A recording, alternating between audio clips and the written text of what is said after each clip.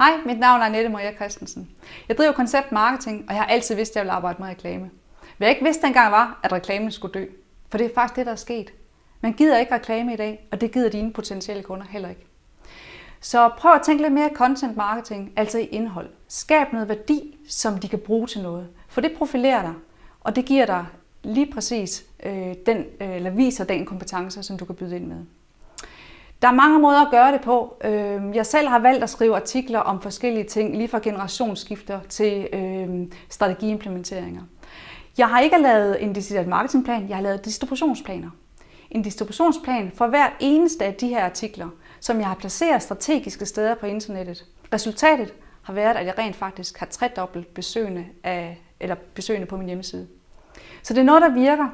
Jeg vil starte med at skære i annoncebudgettet og se, hvad er det egentlig, din virksomhed kan byde ind med. Giv mig indholdet, så skal jeg nok købe.